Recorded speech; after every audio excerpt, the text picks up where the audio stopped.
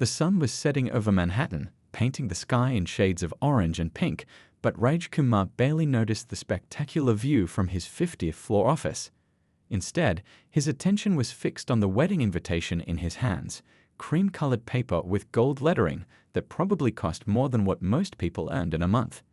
He let out a deep sigh and tossed it onto his mahogany desk, where it landed among scattered papers and family photos. At 32, Raj had everything money could buy. His tech company, Future Innovations, had revolutionized sustainable energy storage, making him one of the youngest billionaires in Asia. The press loved to call him the Green Energy Prince. But right now, all his success felt like a gilded cage. The wedding was in 3 days. His bride-to-be, Priya Malhotra, came from one of the most influential business families in Mumbai. The marriage would merge two corporate empires, creating an unstoppable force in the global market. At least, that's how both their parents pitched it during that fateful dinner 6 months ago. Raj walked to the floor-to-ceiling windows, loosening his designer tie. 50 floors below, tiny figures hurried along the streets, living their lives, making their own choices. His reflection stared back at him, perfectly tailored suit, carefully styled hair, and eyes that looked increasingly tired. His phone buzzed for the 100th time that day. Another message from Priya about the wedding preparations. This time, it was about the ice sculptures for the reception. Did he prefer swans or dolphins? He left it unread. Mr. Kumar. His assistant's voice came through the intercom. Your mother is on line 1. She says it's about the wedding guest list. Raj closed his eyes and counted to 10. Tell her I'm in a meeting. But sir, she's called 3 times already. Please I need some time to think. He walked back to his desk and picked up a framed photo, himself at age 22, just after launching his first startup. He was wearing a faded t-shirt and jeans, working from a tiny apartment with second-hand furniture, but his smile was real. Back then, he had dreams that were his own. The sun had almost disappeared now, and the city lights were coming alive. Raj's phone buzzed again, this time a message from his father. Son, the Malhotras want to discuss the merger details before the ceremony. Dinner tomorrow at 7? Of course, because this wasn't really about marriage, it was about market shares and board positions. Priya was beautiful, educated, and perfectly suitable on paper. She knew exactly which forks to use at fancy restaurants and how to charm business associates. But their conversations felt like carefully scripted plays, each of them reciting lines they'd been taught since childhood. Last week, during their engagement photo shoot, the photographer had asked them to look natural and show some chemistry. They had stood there awkwardly, trying to manufacture something that should come naturally. The resulting photos looked perfect and completely hollow.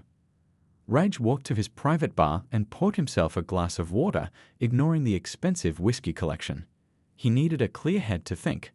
The weight of expectations from 2 prominent families, hundreds of employees, and countless shareholders sat heavy on his shoulders. The business world was watching this marriage with great interest. His phone lit up with another notification.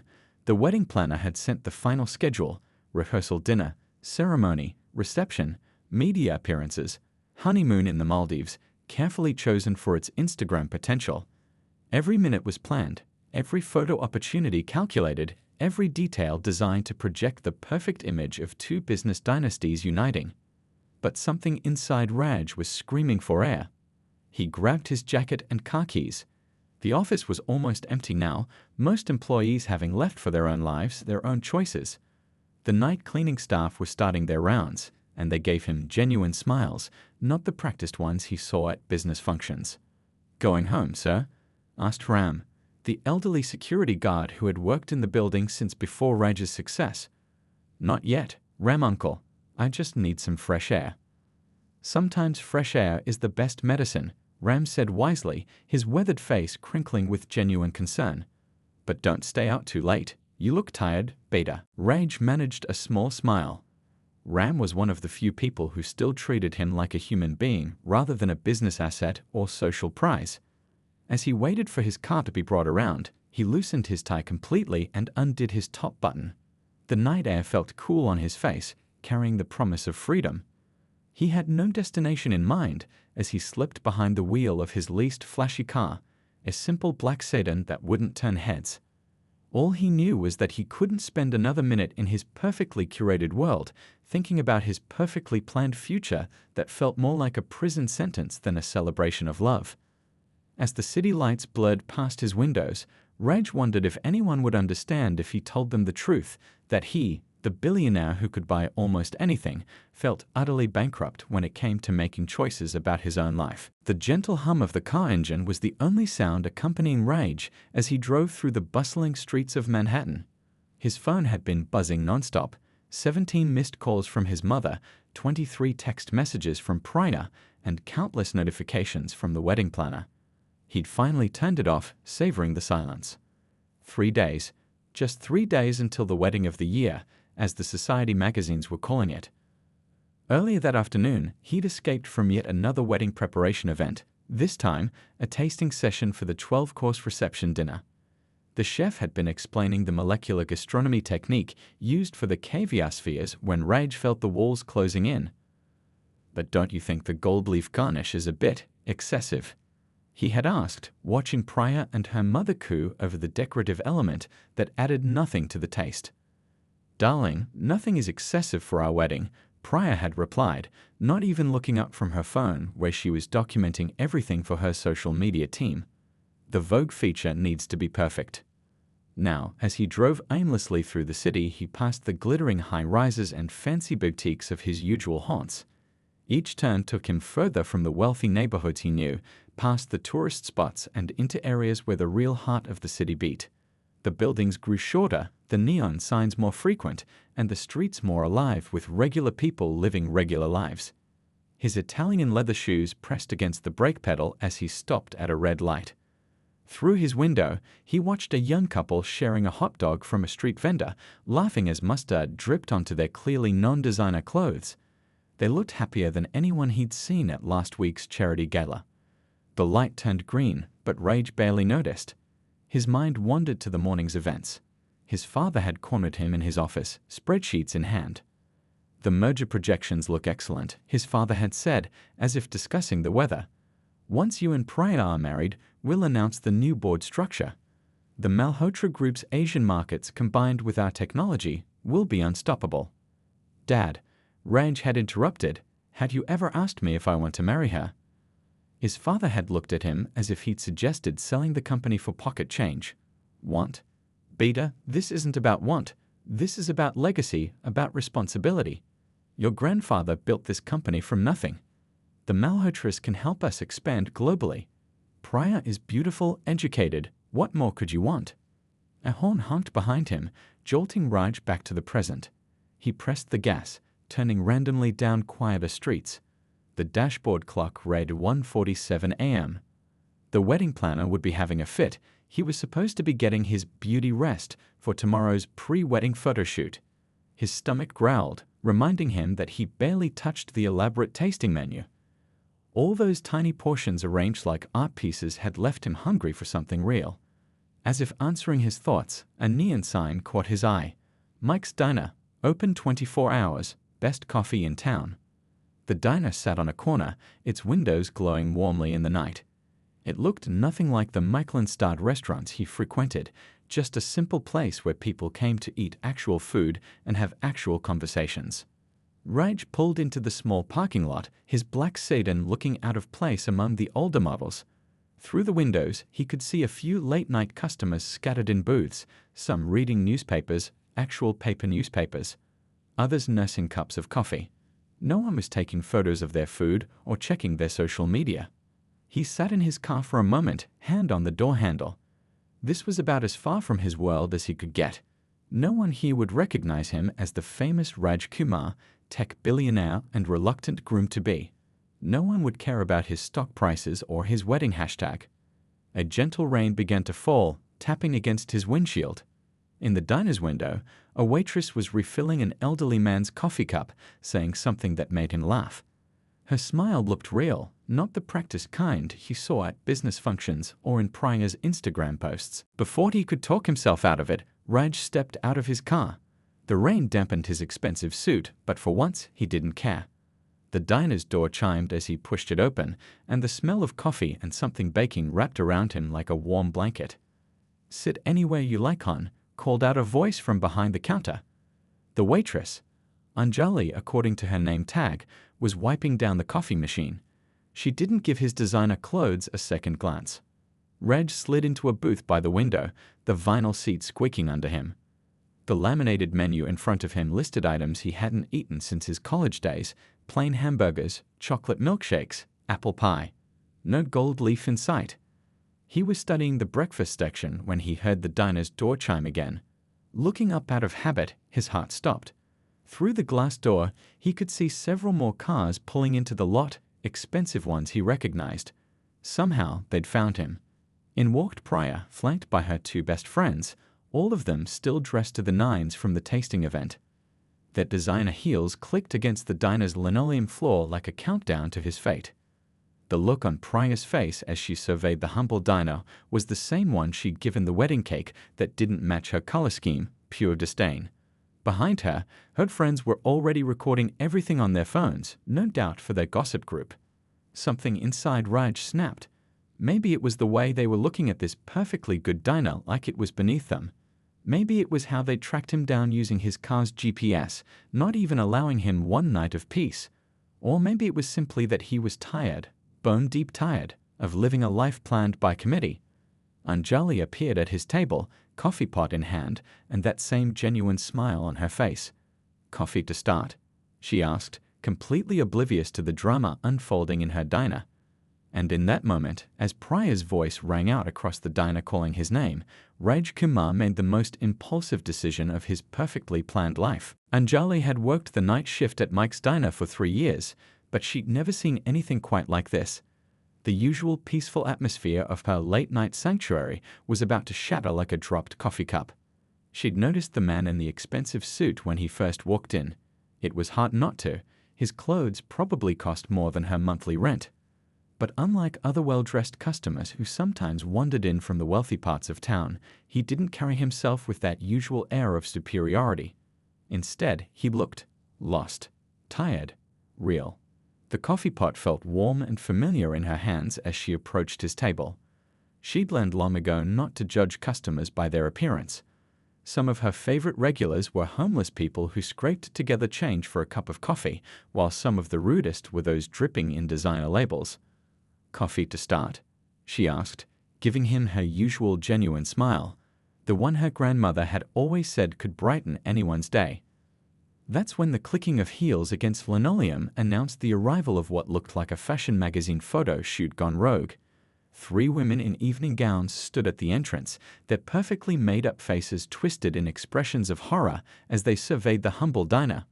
"Raj," the woman in the lead called out, her voice sharp enough to cut glass. "What are you doing in this place?" Anjali watched as the man in her booth, Raj, apparently, seemed to shrink into himself for a moment. Then, something changed in his expression. He straightened up, looked at Anjali, and something close to desperation flickered in his eyes. "Actually," he said softly, just loud enough for Anjali to hear, "I'm really sorry about what I'm about to do." Before Anjali could process what that meant, he stood up, gently took the coffee pot from her hands and set it on the table, and then did something that would end up on every gossip site and news channel by morning. He kissed her. Time seemed to freeze. The kiss was gentle, almost apologetic, and lasted only a few seconds. But in those seconds, Anjali's mind raced through 1,000 thoughts. His lips were warm, he smelled like expensive cologne, and somewhere in the background, she heard several gasps and what sounded like a cup shattering on the floor. When he pulled away, his eyes met hers, and she saw genuine remorse mixed with something that looked almost like relief. The diner had fallen completely silent. Even old Joe, who'd been coming in every night for decades, had stopped mid-bite of his usual Turkey Club sandwich. "RAGQMR." The woman in the designer dress shrieked, her voice hitting notes that probably sent dogs running for cover. "How dare you?" That's when it clicked in Anjali's mind. Raj Kumar, the tech billionaire whose face she'd seen on magazine covers at the grocery store checkout. The one who was supposed to be getting married in. "Oh? I can't do this anymore, Priya," Raj said, turning to face the furious woman. His voice was quiet but firm. I can't marry someone who tracks my car's GPS just to control my every move. I can't spend my life living up to everyone else's expectations, and I definitely can't have any more discussions about gold leaf garnishes. Anjali stood frozen, her mind still trying to catch up with what had just happened. Her lips tingled slightly, and she could feel every eye in the diner on her. Mr. Chen, her regular customer who always ordered the same vegetable soup, had his spoon suspended halfway to his mouth. The night cook, Uncle Bobby, was peering through the service window with his mouth open. "Do you have any idea what you've done?" One of Priya's friends was already tapping frantically on her phone. "This will be all out of her social media in minutes." The merger. "That's exactly the problem," Rage interrupted. "It's always about the merger, the social media, the perfect image. When was the last time anyone asked what we actually wanted?" Priya's face had gone from shocked to calculated in seconds. "If you think this little display will get you out of our arrangement, you're mistaken. Do you know what this scandal will do to both our families' reputations, to our stock prices?" That's when Anjali found her voice. Maybe it was the absurdity of the situation, or maybe it was the genuine pain she saw in Raj's eyes, but something made her step forward. "Man," she said, surprising herself with how steady her voice was, "I think you might want to lower your voice. You're disturbing the other customers." All three women turned to her, as if just remembering she existed. Priya's eyes narrowed as she took in Anjali's simple uniform and practical shoes. "You," she spat out. "How much did he pay you to be part of this scene?" Now that made Anjali's blood boil. She'd worked hard her entire life, put herself through art school with this job, and never taken a handout from anyone. "Actually," she said, reaching for the coffee pot, "I'm just doing my job." "Coffee?" The look of confusion on Priya's face was priceless. Clearly, she wasn't used to being dismissed so casually. Her friends were still recording everything on their phones, but Anjali noticed their hands were shaking slightly. "This isn't over," Priya declared, but her voice had lost some of its edge. "The wedding is in 3 days. Your parents will hear about this immediately." She turned on her heel, almost slipping on the diner's worn floor, and stormed out. Her friends scurried after her, their phones still raised. As the door chimed closed behind them, the diner remained silent for a moment longer. Then old Joe's voice rang out. "Well, that was better than my usual late-night TV shows." A ripple of nervous laughter broke through the tension. Raj sank back into his booth, looking both relieved and terrified. Anjali picked up her coffee pot, which had somehow survived the drama unscathed. "So," she said, trying to keep her voice light despite her racing heart, "about that coffee." The morning sun hadn't even risen over the city when Raj's phone started exploding with notifications. He sat in his booth at Mike's Diner, watching his perfectly planned life unravel through headlines on his screen. "Tethvich Billionaire RAGQMAR quoted kissing Daniel Waitress. QMAL MAL shapes Otego AMERGR in Geopardy FDR late 90 SCANDAL. Who is DHE memoirs TRE Waitress? Who's Tiolo and DLAs MOst ELIJBLEBSHALR?" Across the table, Anjali sipped her own coffee during her break, looking surprisingly calm for someone whose face was now plastered across every news website in the country. The diner had emptied out except for old Joe, who was pretending to read his newspaper while obviously eavesdropping. "My mother has called 37 times," Raj said, scrolling through his messages. "And Priya's father just threatened to tank our company's stock." "I'm more worried about my Instagram," Anjali replied dryly. "I went from 200 followers to 20,000 in the last hour. Most of them seem very angry at me for supposedly destroying true love." Raj winced. "I'm so sorry about all this. I shouldn't have dragged you into my mess." "Well," she said, stirring her coffee thoughtfully, "you could have at least bought dinner first before kissing me in front of the entire internet." That startled a laugh out of him, the first real laugh he'd had in weeks. Anjali had a way of cutting through drama with simple truth that was refreshing after years of dealing with people who treated every word like a business negotiation. Their moment of levity was interrupted by Uncle Bobby poking his head out from the kitchen. "Anjali, beta, your phone's ringing again." Some TV show wants to interview you." "Tell them I'm busy serving the best coffee in town," she called back, but Rage noticed her hands trembling slightly as she reached for the coffee pot. The diner's door chimed, and both of them tensed, expecting more paparazzi. Instead, it was Ram, the security guard from Rage's office building. He was still in his uniform, looking worried. "Beta," he said to Rage, hurrying over to their booth, "you need to see this." He handed over his phone, showing a live news broadcast. On the screen, Priya stood outside her family's mansion, perfectly composed in a designer outfit despite the early hour. A crowd of reporters thrust microphones toward her as she spoke with practiced sadness. "While I'm heartbroken by Rage's indiscretion," she was saying, dabbing at dry eyes with a silk handkerchief, "I'm more concerned about what this means for our employees. The merger would have saved hundreds of jobs.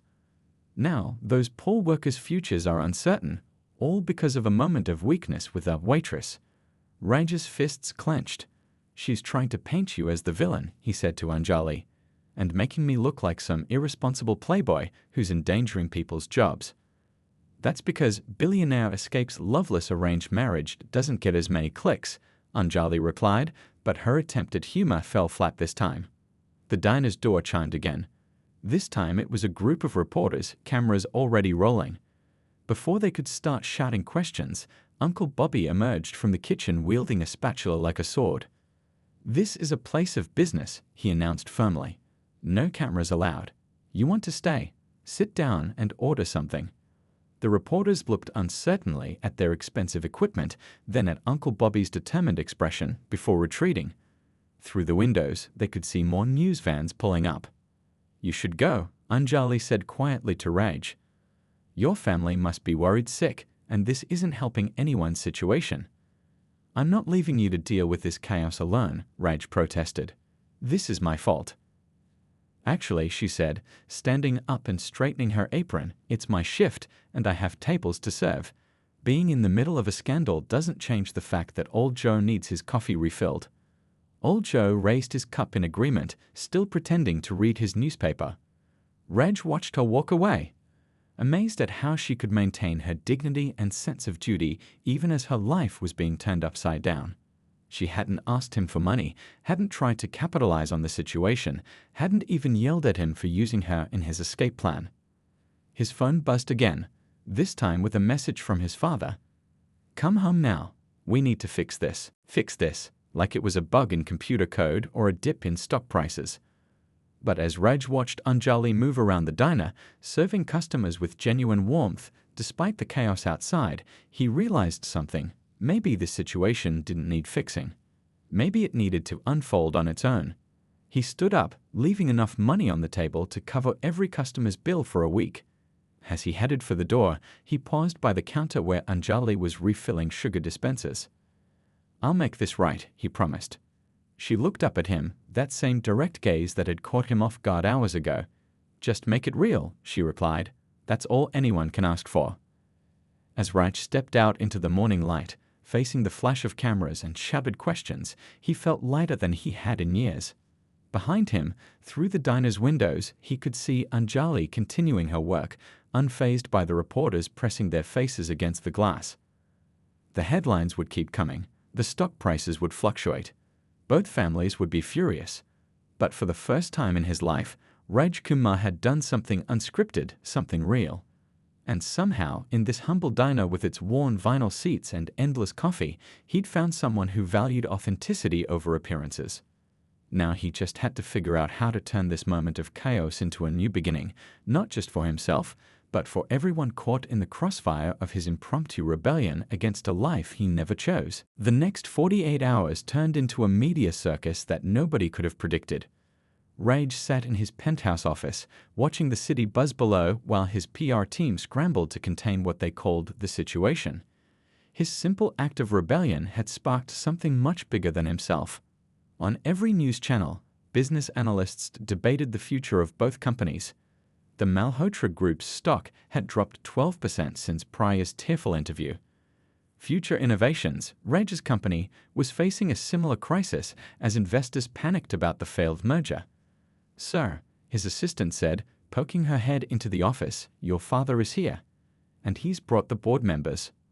Raj straightened his tie, preparing for battle. His father stormed in, followed by 5 stern-faced board members in expensive suits. The morning newspapers were clutched in his father's hand like weapons. "Have you lost your mind?" his father demanded, slapping the papers on the desk. The headlines screamed about scandal and betrayal. One particularly creative tabloid had dubbed it the Diner Dynasty drama. "The board has called an emergency meeting," one of the members said, adjusting his glasses. "Mr. Kumar, this incident has cost us millions in market value." Raj looked at each face in turn. These men had known him since childhood, had watched him build his company from scratch. Now they were looking at him like he was a problem to be solved. "With all due respect," Raj said, standing up, "our company's value isn't just about stock prices. It's about innovation, about creating something meaningful." "Meaningful?" his father scoffed. "Is that what you call kissing a waitress in some cheap diner? Breaking a marriage agreement that took months to negotiate?" "Her name is Anjali," Raj said quietly but firmly. "And yes, I'd call choosing authenticity over appearance meaningful." The youngest board member, Mr. Kapoor, cleared his throat. "The media is having a field day. This Anjali person's background is being scrutinized. They'd found her social media accounts. She's an art student working night shifts. The gossip sites are calling her a gold digger." That made Raj's blood boil. He'd been monitoring the coverage too, seeing how they turned Anjali's simple life into fodder for speculation. They dug up everything: her small apartment, her student loans, her dreams of opening an art gallery. What they saw as proof of her unworthiness, he saw as testament to her determination. His phone buzzed with a text from Uncle Bobby at the diner. TV crews still camping outside. Anjali still coming to work, head held high. Girls got spirit. "The Malhotras are willing to overlook this incident," another board member offered. "If you make a public apology, claim it was pre-wedding stress." "No." Raj's voice was firm. "I'm not apologizing for being honest for the first time in years." His father's face reddened. "You want honesty? Fine. Your little rebellion isn't just affecting you. Hundreds of employees depend on this merger. Your mother hasn't left her room since the news broke. She can't face her friends at the club." "The Malhotras." "The Malhotras," Raj interrupted, "were never interested in me as a person. Just like this board isn't interested in actual innovation, only in stock prices and market perception." He walked to the window, watching a group of reporters still camped outside his building. Somewhere across town, he knew more were staking out Mike's Diner, turning a simple neighborhood spot into ground zero of a social scandal. "I've made some calls," Mr. Kapoor said carefully. "We can spin this. Say it was a publicity stunt to promote small businesses. Or maybe—" "No more spin," Raj said, turning back to face them. "No more pretending.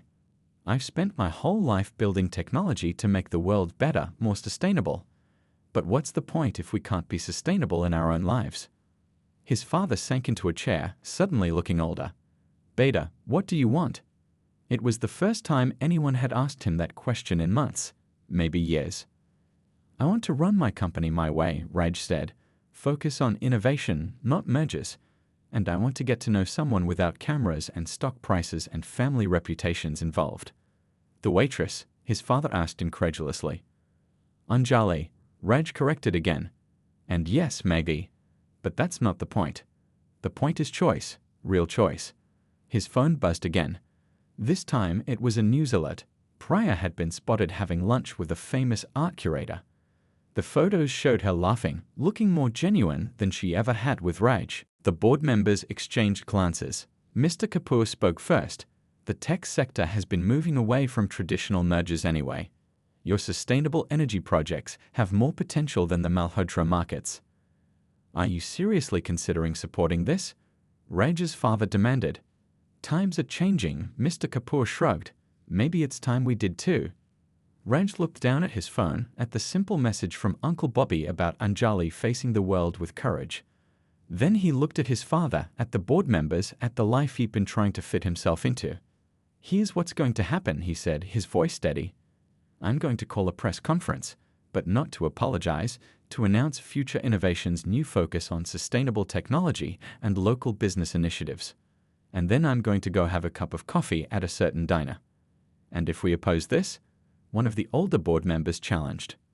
Raj smiled. Then you'll have to find a new CEO, one who's willing to live life by spreadsheet. The room fell silent. Outside, the city continued its busy pace, unaware of the quiet revolution happening in this high-rise office.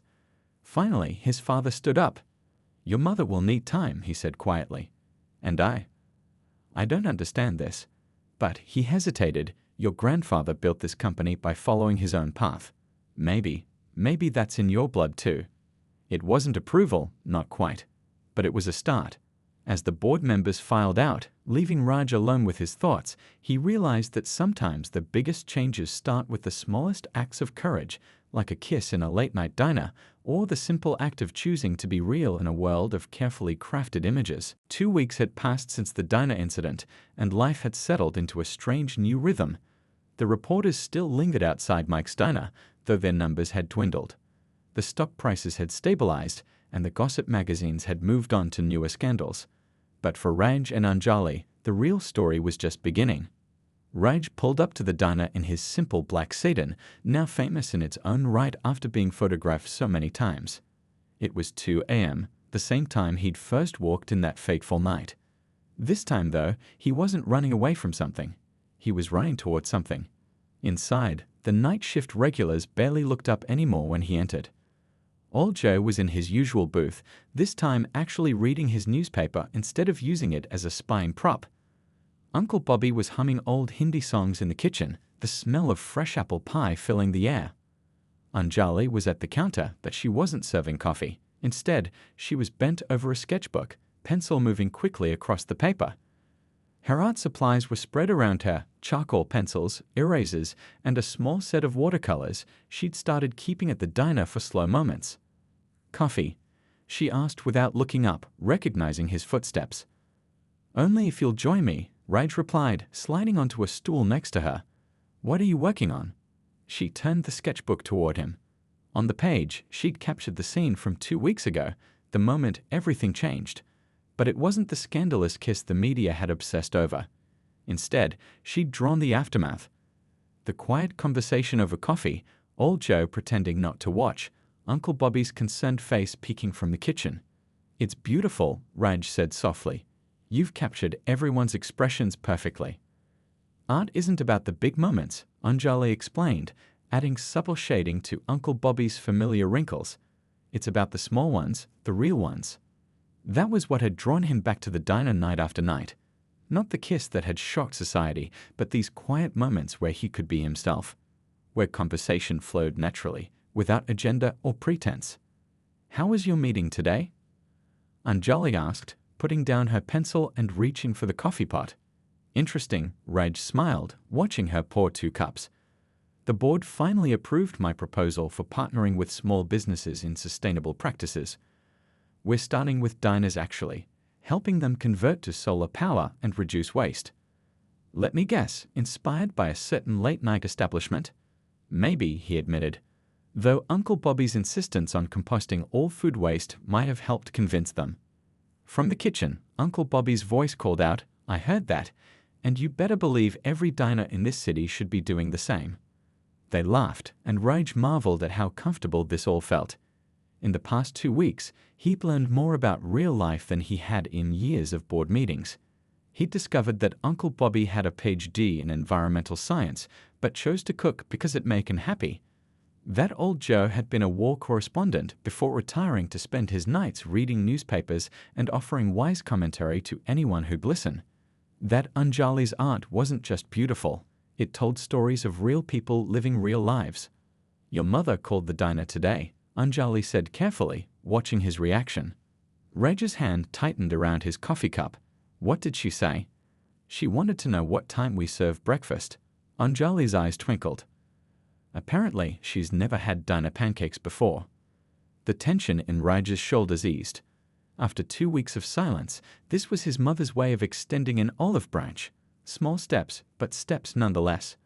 Speaking of breakfast, Anjali continued, Priya and her new boyfriend came in this morning. Really? Raj wasn't sure whether to be worried or amused. Really? She ordered avocado toast, which we don't serve, but then ended up loving Uncle Bobby's masala omelette. Her art curator friend actually knew about my work from school exhibitions. They stayed for 2 hours, and you know what? She's different when she's not trying to be perfect. Rage nodded, understanding completely. He'd seen recent photos of Priya and her curator. She looked happy, relaxed, free to be herself rather than someone's ideal business partner.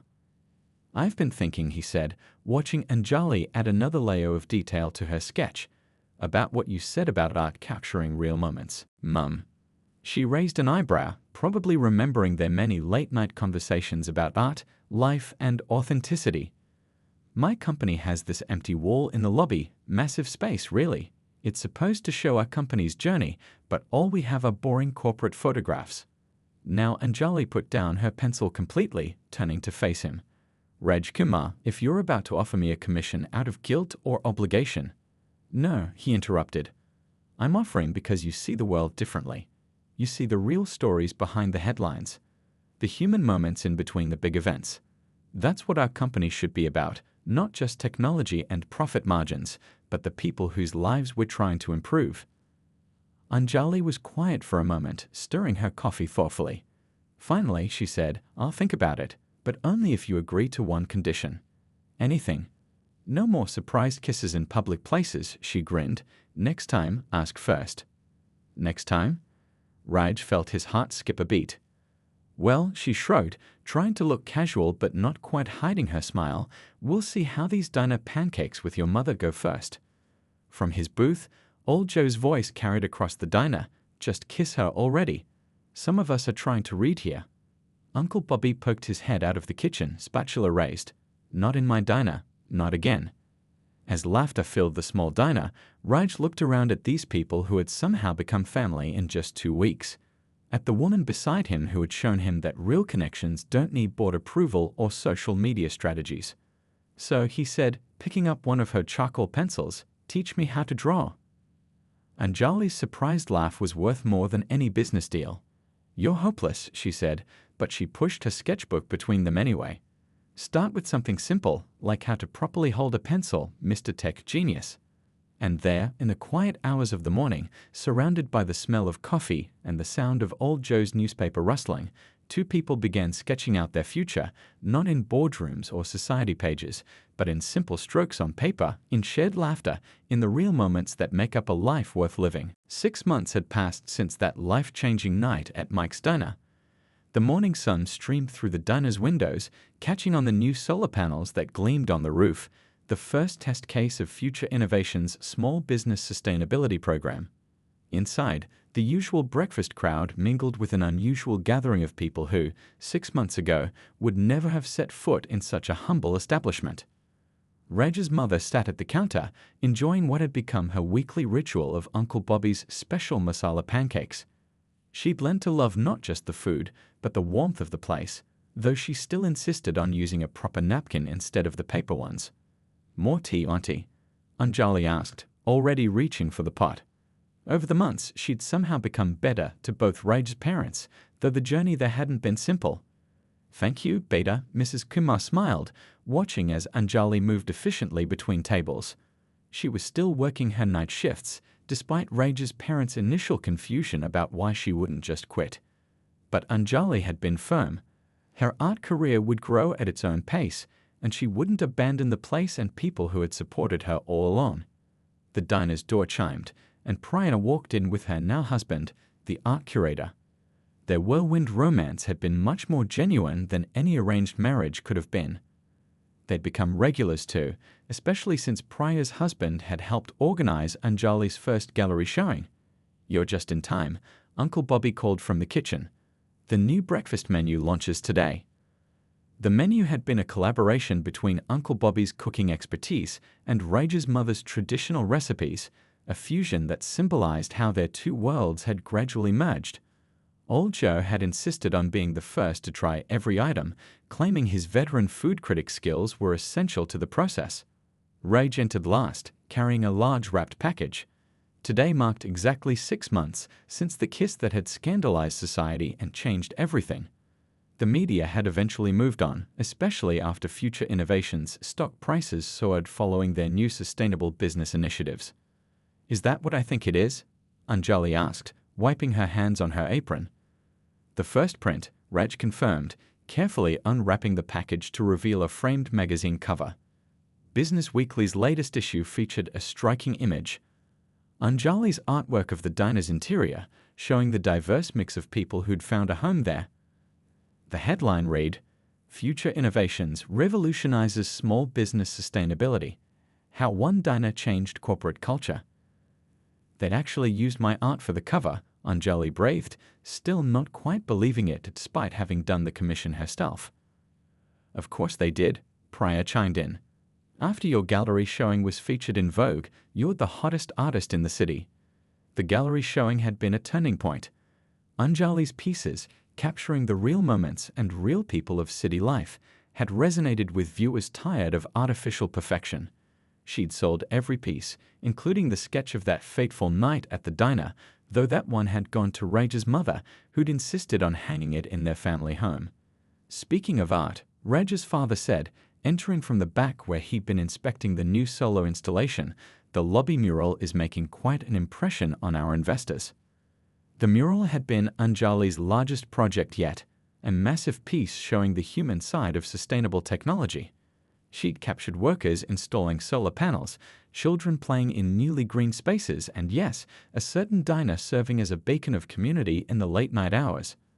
Who would have thought, old Joe mused from his usual booth, that one impulsive kiss could lead to all this? "It wasn't the kiss," Raj said, taking a seat at the counter beside his mother.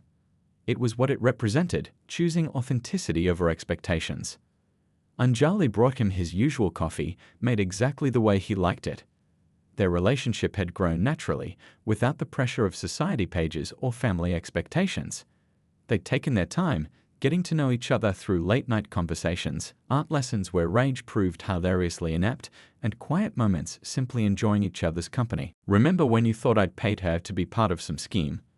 Raj teased Priya, who had the grace to look embarrassed. "Well, you have to admit, it did sound like something out of a drama series," she laughed. "Though I suppose I should thank you both. If you hadn't caused that scandal, I might never have met Daniel at that gallery opening." Uncle Bobby emerged from the kitchen, carrying a special breakfast platter. In honor of our 6-month anniversary of becoming the city's most famous diner, he announced, "I present our new signature dish, the Midnight Merger." Everyone laughed at the name, a playful reference to the merger that never happened but had somehow led to something better. The dish was a perfect fusion of street food and fine dining, just like the diner itself had become a meeting point between different worlds.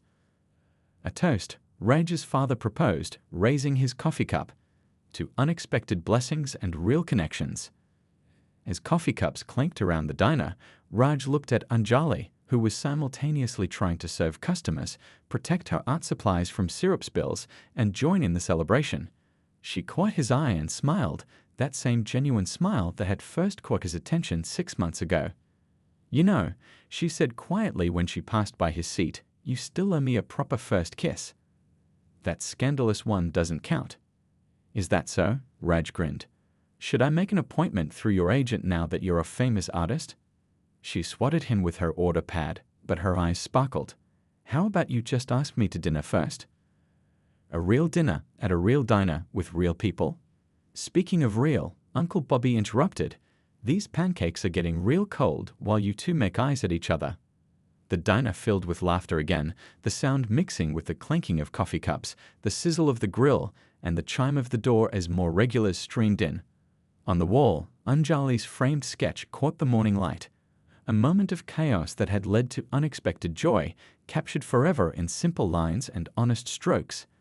Outside, the city was waking up, unaware that in this small diner, a group of people from vastly different worlds had found something rare and precious. A place where titles didn't matter, where real connections flourished, and where love grew not from arrangement, but from the simple act of being oneself.